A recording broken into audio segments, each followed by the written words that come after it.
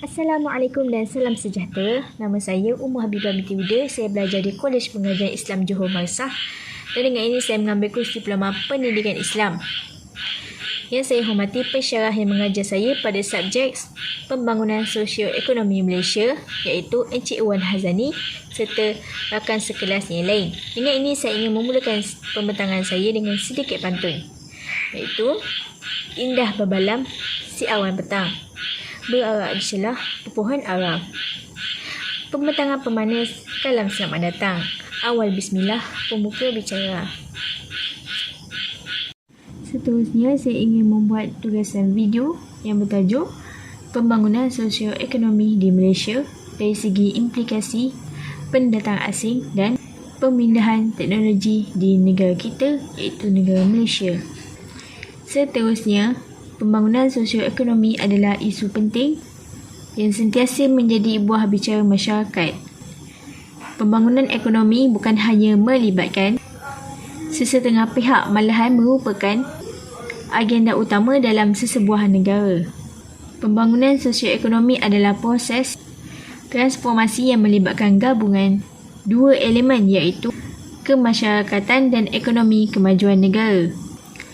Seterusnya, pembangunan sosioekonomi juga merangkumi kepelbagaian aktiviti yang mampu membuka peluang kerja kepada masyarakat tempatan serta menambahkan sumber pendapatan sedia ada. Seterusnya, pembangunan sosioekonomi di Malaysia dari segi implikasi pemindahan teknologi. Implikasinya ialah Malaysia mendapat faedah daripada proses pemindahan teknologi melalui pelabur asing. Seterusnya, dapat meningkatkan pendapatan ekspor negara dengan cara produktiviti persendirian. Sebagai contoh, pekebun kecil sawit perlu ditingkatkan dan juga mengubah amalan pertanian mereka kepada yang lebih produktif dan berpendapatan tinggi.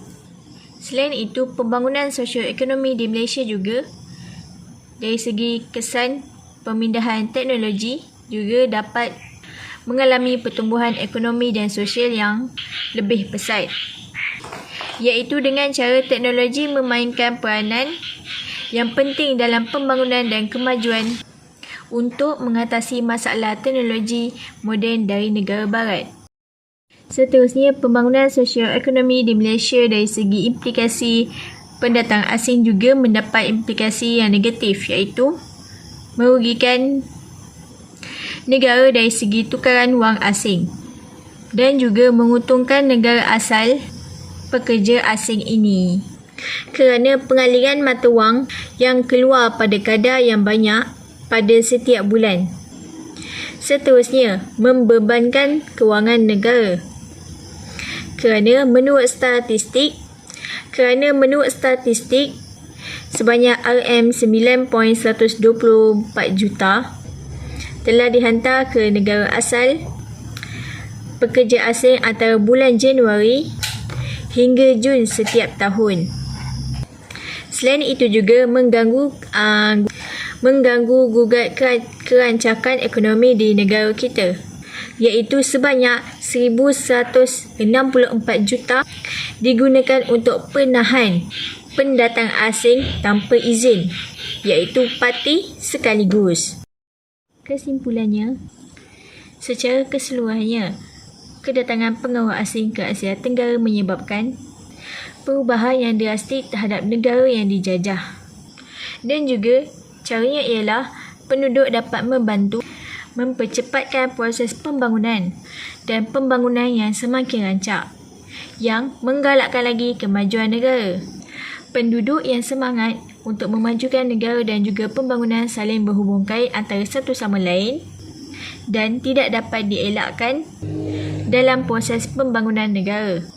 Seterusnya, perhubungan antarabangsa juga merupakan satu lapangan yang luas.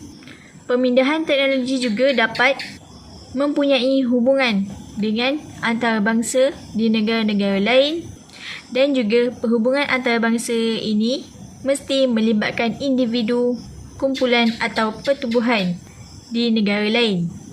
Oleh itu, negara kita dapat memajukan ekonomi dengan pesat melalui pemindahan teknologi yang berhubung kait dengan negara-negara lain. Sekian, itu sahaja daripada saya. Assalamualaikum warahmatullahi wabarakatuh.